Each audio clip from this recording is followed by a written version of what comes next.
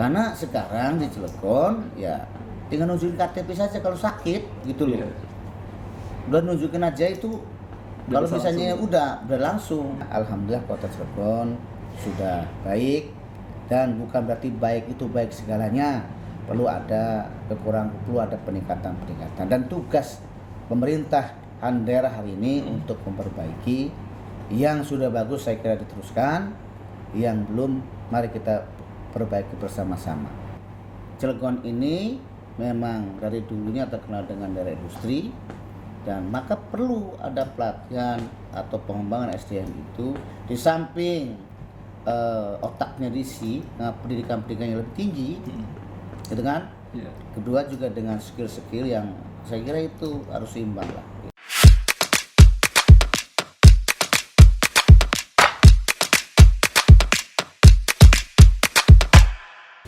Assalamualaikum warahmatullahi wabarakatuh. Apa kabar Sobat Radar Banten Podcast? Senang saya tentunya saya Riki Rosadi dapat kembali menyapa Anda di Radar Banten Podcast.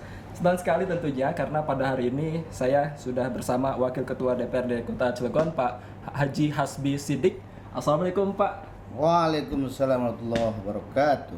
Gimana nih kabarnya Pak? Sehat Pak? Alhamdulillah, badan sehat. Iya, tentunya Sobat Radar Banten Podcast, legislatif di sebuah negara demokrasi ini sangat penting dan juga mengawasi meskipun tidak langsung terjun ke kota ataupun pemerintahan, tentunya ini adalah salah satu pengawas. Nah, kita ingin berbicara dengan Bapak sudah 2 periode menjadi anggota DPRD Cilegon.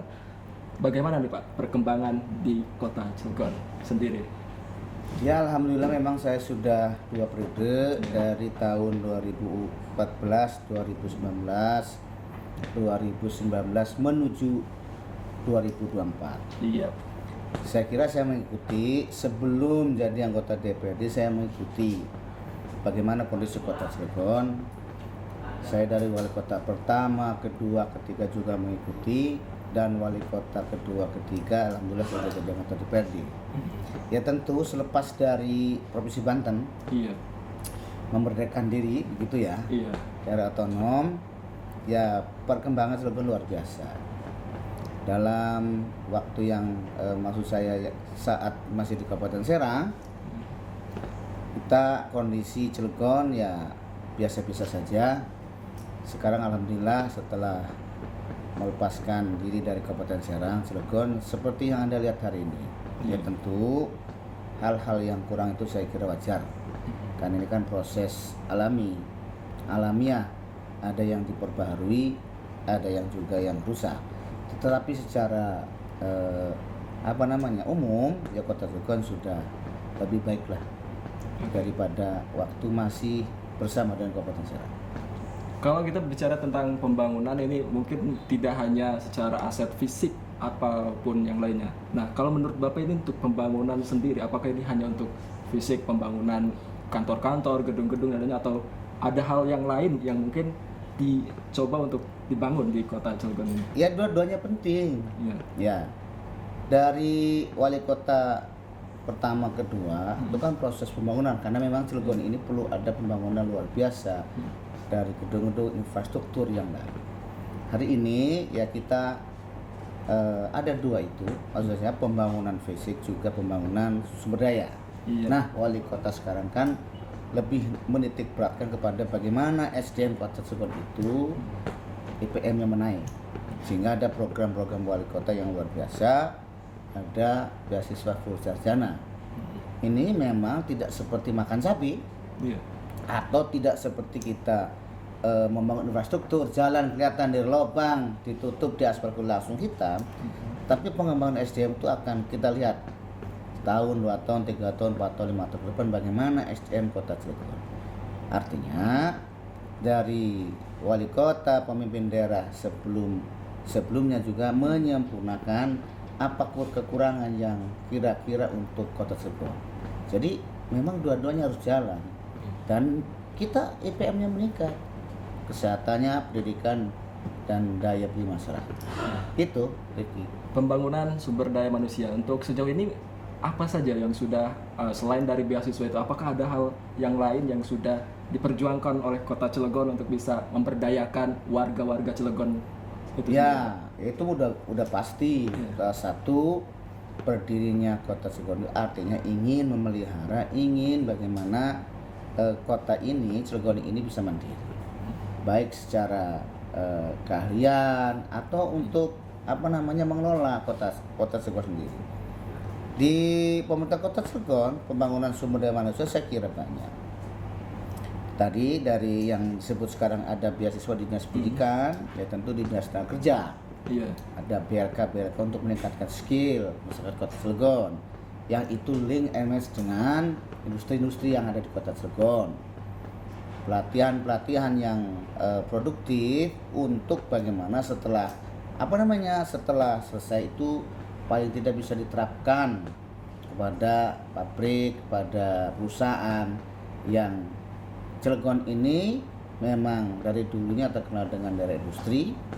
Dan maka perlu ada pelatihan atau pengembangan SDM itu di samping otaknya diisi pendidikan yang lebih tinggi, gitu kan? Yeah. Kedua juga dengan skill-skill yang saya kira itu harus seimbang lah, gitu Ki. Jadi emang sekarang ini lagi gencar-gencarnya banget ini Pak. Oh iya, saya kira program itu harus, karena bagaimana kota Cilegon bisa akan lebih mandiri kalau kita SDM-nya juga masih mohon maaf. Maka kalau ada kesan yang mohon maaf yang orang Cilegon tuh katanya begini tuh salah. Sebenarnya Cilegon tuh bisa seperti orang lain, hanya mungkin kesempatan kan begitu ya. Maka itu sudah didorong bagaimana masyarakat kota Cilegon ini akan sedikit demi sedikit itu berubah, baik skill maupun juga knowledge-nya, dan itu penting untuk pembangunan kota Cilegon ke depan. Jika sudah difasilitasi seperti saat ini, antusiasme dari warga Cilegon ini sendiri gimana Pak? Antusias apa nih? Apakah ketika diberikan pelatihan ini dimanfaatkan dengan semaksimal mungkin, atau mungkin ya ujung-ujungnya sama aja dengan Enggak. Kalau pelatihan karena itu sudah diprogram dan itu juga sudah mendapat persetujuan dari teman-teman DPRD, khususnya Komisi 2 dan di anggaran dengan badan anggaran. Saya kira sangat antusias itu, karena memang di sekolahnya belum dapat, misalnya di SMK SMA, maka ada pelatihan-pelatihan. Seperti misalnya pelatihan itu pengelasan, ya kan itu kan ilmunya proyek gitu kan. Kedua misalnya pelatihan alat-alat berat, misalnya forklift, itu kan juga menunjuk bagaimana material handling di perusahaan, eskavator misalnya. Dan sekarang tuh adalah pelatihan tentang scaffolding. Itu kan juga memang ilmu bagaimana menunjukkan dengan perusahaan-perusahaan. Jadi sangat antusias. Pendidikannya apalagi ketika orang dikeluarkan, siapa yang nggak mau kuliah? Iya. Karena rata-rata hari ini itu orang tua tidak punya biaya.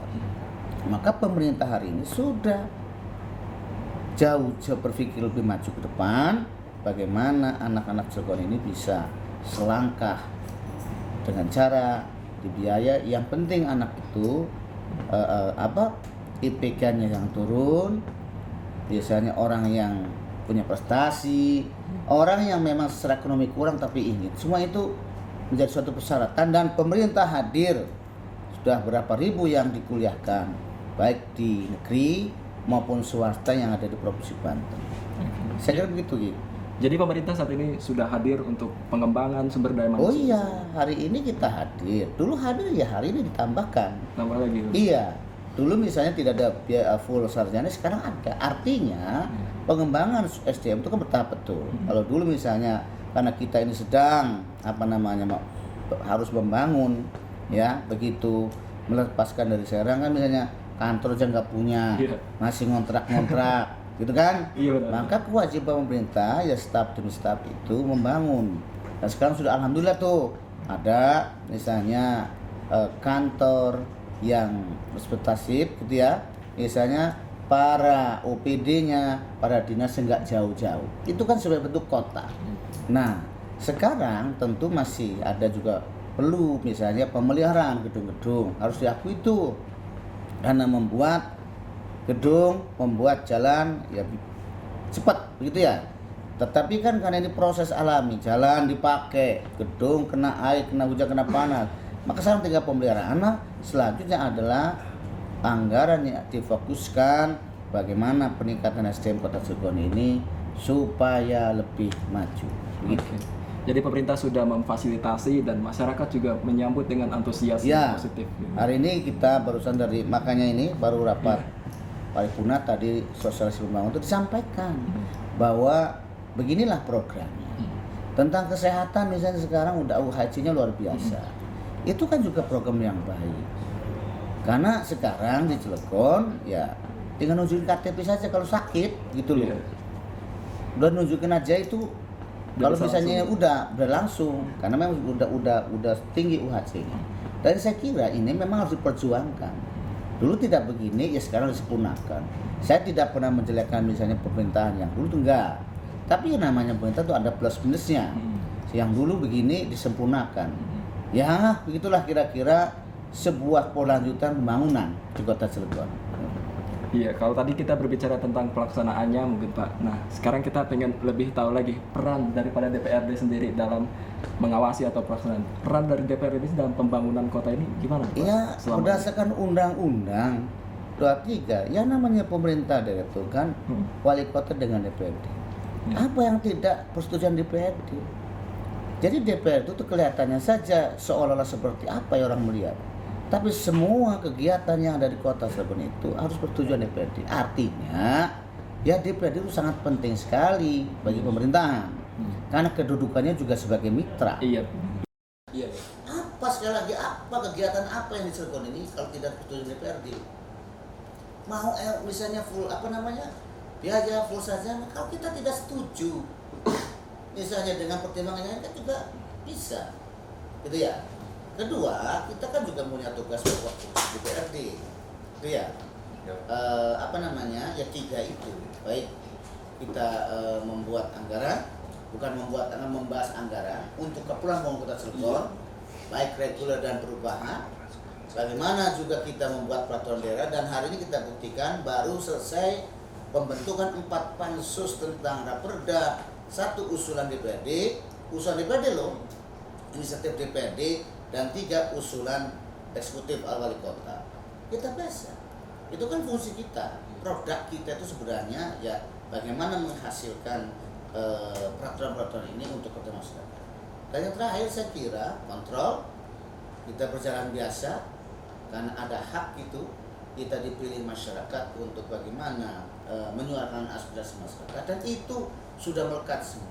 Jadi kalau ditanya bagaimana peran DPRD, saya kira ya sejajar dengan pemerintah, tidak saling membawahi, tetapi saling memberikan support, saling juga memberikan kritik dalam hal untuk kepentingan kebaikan bersama.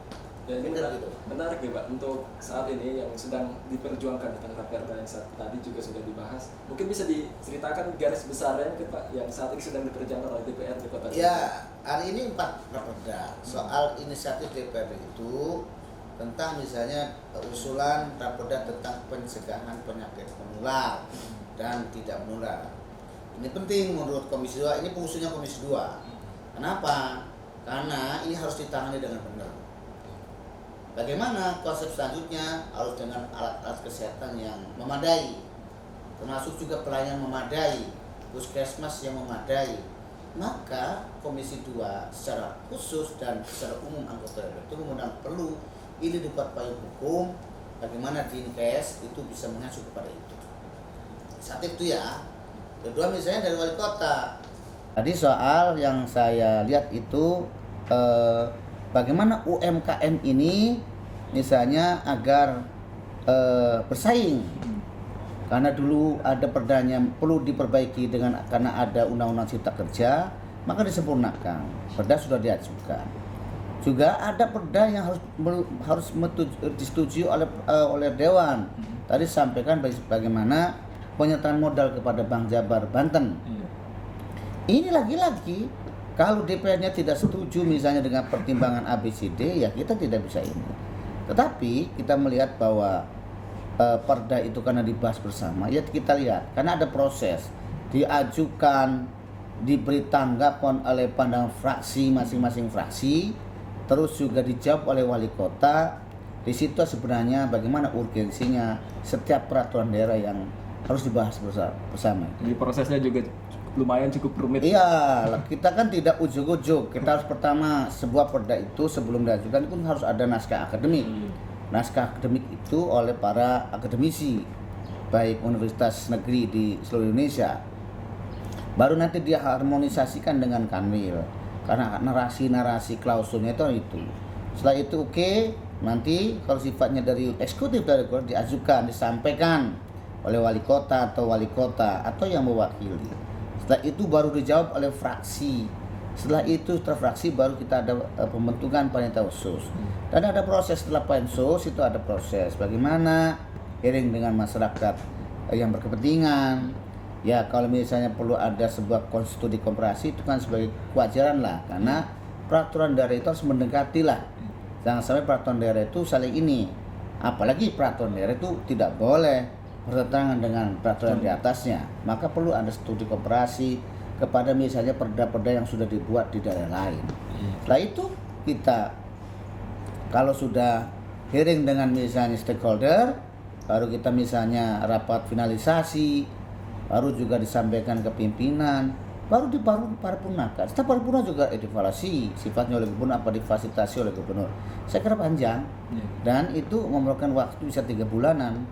Setiap kali perda itu, walaupun ya perda ada yang memang sifatnya turunan, ya itu kan kayak perda misalnya COVID dulu kan sebagai suatu yang gentingan ya gitu tuh, akhirnya turunkan saja. Saya gitu. Iya, tentunya raperda yang sedang diperjuangkan ini balik lagi nih Pak, ujung-ujungnya juga untuk kemajuan dan juga pembangunan di Kota Cilegon. Tapi kita juga pengen tahu nih Pak, mungkin Sobat Radar Banten Podcast juga ingin tahu sebenarnya apa saja yang menurut Bapak pembangunan yang ada di Kota Cilegon yang saat ini masih kurang dan perlu diperhatikan? Ya, saya kira kita harus jujur. Ya, setiap orang itu tidak sempurna. Hari ini mungkin orang melihat misalnya tadi ada yang tentang infrastruktur misalnya. Ya, karena memang kalau dilihat dari visi misinya, anggaran itu kita pergunakan kepada bagaimana meningkatkan SDM.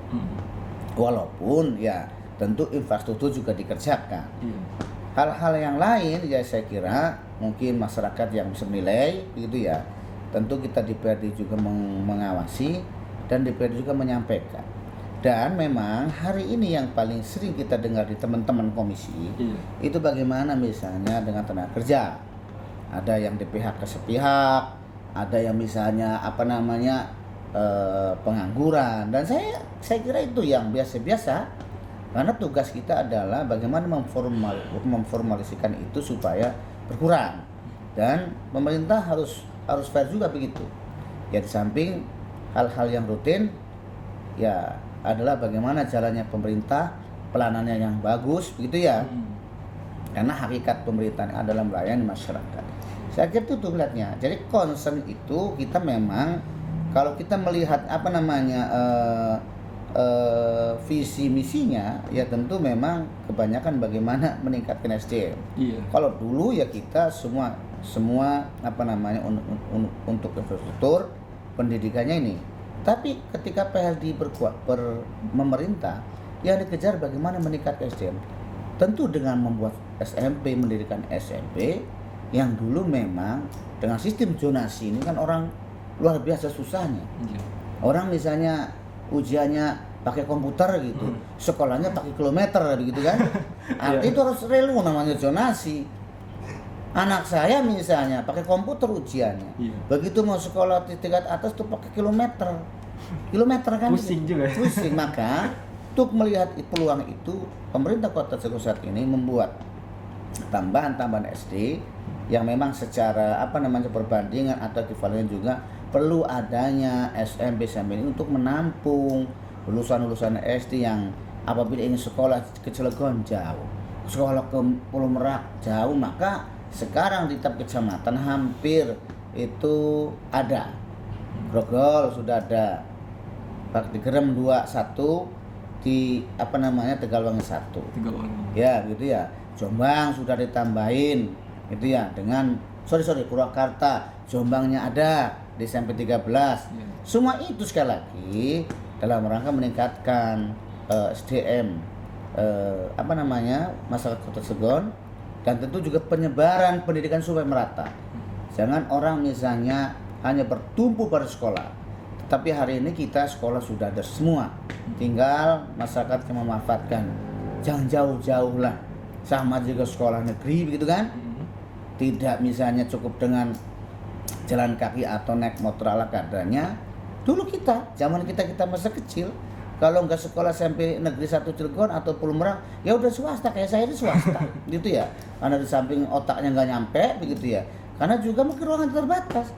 Ya tahun hari ini kita udah tidak begitu, walaupun memang ada berbagai keluhan dari masyarakat. Memang konsekuensinya kehidupan itu nggak ada yang memuaskan. Nah, tapi pemerintah sekali lagi harus melayani bagaimana masyarakat Kota Cilegon ini bisa meningkat sumber dayanya. Jadi hal yang paling disoroti untuk saat ini untuk pemerintah sendiri, termasuk Bapak sendiri, menurut Bapak yang masih kurang itu pendidikan atau ada hal yang lain gitu Pak? Ya saya kira pendidikan kan sudah mulai diselesaikan, tinggal bangunannya. Bangunannya? Ya artinya bangun kan bertahap, karena membangun tuh kalau nggak ada tanahnya harus ngebebasin dulu. Ngebebasin dulu tuh kan nggak boleh langsung ngebayarin, di appraisal dulu oleh swasta, oleh yang ditentukan atau oleh appraisal yang memang benar begitu kan tidak sekonyong-konyong gitu. Setelah itu baru dibikin DID dan sebagainya, itu kan wilayah pekerjaan umum. Jadi kalau sekolah saya kira tinggal bagaimana meningkatkan ya infrastruktur gedungnya. Aku itu gedung harus ditingkatkan, karena SMP negeri ini banyak masukan saya tampung. SMP yang dekat ini kekurangan air misalnya, itu semua. Jadi semua ini tinggal pemerintah fokus bagaimana memelihara kebijakannya itu. 20% anggaran pendidikan itu harus merujuk juga pada bagaimana meningkatkan infrastruktur pendidikan. Ya berbeda Cilegon dengan misalnya di Cikrai atau dengan yang di Merak, itu beda. Orang sebenarnya kalau sekolah itu difasilitasi paling tidak sama, saya kira kan tinggal anak-anak juga bisa melihat. Sampai yang lain mungkin yang digembor-gemborkan bagaimana percepatan pembangunan. Ini memang fokusnya kepada masing-masing OPD.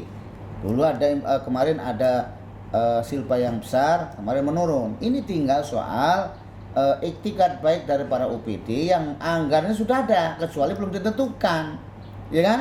Fokusnya pemerintah kota itu, wali kota dan wali kota wakilnya itu harus itu. Kebijakannya, wakilnya harus bagaimana mengawasi supaya UPD ini menyerap baik anggaran yang sudah disetujui. Penyerapan anggaran itu akan berdampak positif bagi masyarakat. Kalau itu jalan, sudah pasti jalannya bagus, menjadi pergerakan ekonomi, gitu kan? Kalau itu bidang misalnya non infrastruktur, pendidikan juga sama, bagaimana meningkatkan. Jadi secara umum itulah, secara umum kita perlu memang harus meningkatkan apa yang menjadi perhatian kita bersama hari ini. Ya, percepatan infrastruktur pendidikan, pembangunan pendidikan seperti itu, ini juga sepertinya sangat diharapkan masyarakat saat ini, apalagi digalaukan dengan sistem zonasi. Oh iya, kita harus akui. Jadi yang menyangkut infrastruktur itu harus, ya kalau pendidikan karena amanat saya kira. Maka ya hemat saya itu menjadi prioritas, karena itu kan menjadi kebutuhan dasar dari kesehatan, pendidikan. Walaupun kita anggarannya ini kan itu harus menjadi prioritas. Makanya saya lihat memang di SMP 2 itu udah dipagar sekarang kan mungkin tahap lah gitu. Memang SMP 13 belum, tinggal membebaskan tanahnya. Di samping itu juga Vicky, saya kira ya sekali lagi yang perlu menjadi perhatian sekarang itu kesehatan gitu ya. Kesehatan sekarang pemerintah akan membuat medical center bakal ada medical center. Iya, itu ada, dan saya kira itu sudah prosesnya ada di RSUD ya. Itu sudah juga dalam rangka bagaimana meningkatkan kesehatan masyarakat. Mungkin ya rumah sakit yang ada ya mungkin belum mencukupi untuk ini, maka perlu ditingkatkan baik secara infrastruktur gedungnya supaya mungkin muatnya lebih banyak, karena kan orang bertambah banyak begitu dari tahun ke tahun, pasti orang itu kan tidak akan sehat semua ya, pasti akan ada sakitnya, dan itu sudah dipersiapkan oleh pemerintah Kota Cilegon. Untuk pemerataan sendiri itu bagaimana Pak? Pemerataan apa nih? Pemerataan pembangunan, apakah hanya difokus di Cilegonnya saja atau Merak, di Cikrai? Ya enggak lah, karena kita kan program pemerintahnya ada yang namanya Salira atau Pokmas. Saya kira karena pemerintah Kota Cilegon dengan visi misinya itu kan 100 juta per lingkungan. Jadi ada 4 lingkungan itu sama dengan RW. Jadi kelurahan itu 43 kelurahan itu tidak sama. Kalau ada RW-nya 4 berarti kan 400 juta. Kalau RW-nya kayak saya itu di Kubangsari itu RW-nya 4, berarti dapatnya 400 juta. Berarti kalau di Tegaratu berbeda, mungkin RW-nya 6, berarti 600 juta. Jadi pembangunan yang dulu namanya apa itu sekarang menjadi Pokmas lah, menjadi LP, dulu LP Pokmas, sekarang nama Salira. Tapi intinya agar pembangunan yang sifatnya lingkungan itu merata di seluruh kelurahan. Dan Cilegon sudah menganggarkan itu cukup lumayan. Kalau 100 juta kali berapa RW, berapa lingkungan misalnya, sudah bisa dibayangkan. Ya. Terus saya kira pembangunan itu sesuai dengan juga perencanaan, baik dari musrengbang, baik juga politis maupun teknotif. Karena kita sebagai ketua DPRD, jadi kalau reses itu bertanya tentang itu juga, soal jalan lah, soal kesehatan lah, soal drainase Pak, soal ini itu biasa karena itu yang terjadi di lapangan dan tidak boleh dipungkiri. Kadang udah reses kembali, belum sempat misalnya masuk dalam kegiatan dari pemerintah, ya kita resiko kita kan memang kita tugasnya menyampaikan, yang mengeksekusi namanya eksekutif. Cuma kita DPRD memberikan pengertian bahwa inilah sesungguhnya realita masyarakat, bahwa setiap apa yang menjadi aspirasi diaspirasikan ketika saat reses, ketika saat saya bertamu kemana saja, itu yang namanya anggota dewan itu ya. Kalau nanti kamu jadi anggota dewan itu pasti akan merasakan ketemu. Ya, apalagi saya saat ini jadi dipercaya sebagai salah satu pimpinan. Jadi walaupun saya ini dapilnya Jiwa dan Citangkil, kalau saya silaturahmi ke teman-teman saya, ke orang yang di Cilegon lah, di Pulau Merak lah misalnya, di Purwakarta lah, di Jombang, ya pertanyaan itu tidak jauh soal Pak minta dibantu sih soal ini, soal jalan ini, soal lingkungan ini, yang memang secara atau memang sudah ada sebenarnya, tapi mungkin karena dananya bertahap kan. Kalau lingkungan tuh maksudnya RT, setelah RT itu pasti pembagian RT-nya nyawa, ini RT-nya udah kemarin, RT sekarang yang belum, jadi supaya merata. Dan itulah yang memang kita harus perhatikan. Saya kira gitu. Jadi sejauh ini pemerataan, sejauh pandangan Bapak untuk pemerataan pembangunan Kota Cilegon ini apa sudah baik? Lah ya, itu kan merata. Sudah merata. Iya, karena pertama sekali di Kelurahan itu berarti kan tidak ada diskriminasi pembangunan. Tidak ada diskriminasi pembangunan karena memang pemerintah sudah menganggarkan seluruh lingkungan. Cuma ya ada yang dapatnya gede karena lingkungannya jumlahnya banyak, itu kan mungkin luasnya banyak, ya itu kan proporsional namanya. Gitu ya. Jadi kalau merata dan aspirasi hasil reses juga kan walaupun tidak 100% misalnya dilaksanakan oleh pemerintah, itu juga sudah mewakili daripada dapil-dapil daerah pemilihan anggota DPD Kota Cilegon. Jadi saya kira memang tinggal kita bagaimana melihatnya. Di samping itu juga memang karena Cilegon ini kotanya kecil, yang satu bahasa Cilegon satu larik begitu ya, dari PCI sampai ini kan gitu ya, nggak ada belok-belok kecuali JLS. Dan kalau JLS ini jadi kalau lebih itu, nanti sudah kelihatan arah pembangunannya itu. Tinggal memperkuat infrastruktur, memperbaiki yang sudah ada, dan kalau misalnya mau membuat juga ya, membuat yang mana lagi, kira-kira gitu ya. Mau jalan tembus mana kita udah dibikinin. Hanya mungkin beberapa lah ada yang di lingkungan. Saya kira merata lah ya, gitu ya. Dan saya tambahkan, di pemerintahan Pak Hadi Sanusi ini ya kita lihat juga banyak menggunakan dana-dana non APBD. Kan luar biasa juga. Misalnya tidak semuanya didanai APBD, tapi juga ada bantuan-bantuan dari pusat. Dan itu bisa juga menambah besaran pembangunan infrastruktur ini, walaupun misalnya dananya secara APBD tidak tercover, tetapi ini di-cover oleh pusat dan provinsi. Jadi sejauh ini kinerja pemerintah Kota Cilegon ini cukup baik begitu Pak? Ya, saya kira begini, kalau baik tidak baik itu tergantung kita melihatnya ya. Bagi saya yang bersama-sama dengan Peldi ya tentu kan baik. Tapi bagi orang yang memang tidak sepaham dengan pemerintah, saya kira mungkin kurang baik. Saya kira itu wajar-wajar saja. Dinamika itu. Saling mengingatkan saja yang tidak baiknya di mana nanti diperbaiki. Kalau yang baiknya di mana, itu biasa. Dan sekali lagi kalau saya ngomong cukup baik ya relatif, tetapi yang jelas dari pemerintahan ke pemerintahan itu saling kita melengkapi apa yang program-program di pemerintahan yang dahulu juga belum ada, hari ini kita coba ada ya. Yang dulu tidak ada, sekarang ada. Saling melengkapi untuk kemajuan Kota Cilegon. Ya siap begitu. Mungkin ini sudah beberapa menit kita bersama Pak. Ada closing statement mungkin untuk pemirsa di Radar Banten Podcast kali ini. Ya, pemirsa Radar Banten Podcast, terima kasih kita sudah bisa sore hari ini kita sudah bisa bersama-sama dalam rangka memberi penjelasan tentang bagaimana pembangunan Kota Cilegon. Tentu sekali lagi saya ulangi, dalam pemerintahan sebelumnya dan sampai sekarang saya mengikuti bagaimana Kota Cilegon. Bedanya waktu yang pertama belum menjadi anggota dewan, tentu hari ini saya menjadi anggota dewan jadi lebih dekat. Tetapi intinya alhamdulillah Kota Cilegon sudah baik, dan bukan berarti baik itu baik segalanya. Perlu ada kekurangan, perlu ada peningkatan. Dan tugas pemerintahan daerah hari ini untuk memperbaiki. Yang sudah bagus saya kira diteruskan, yang belum mari kita perbaiki bersama-sama.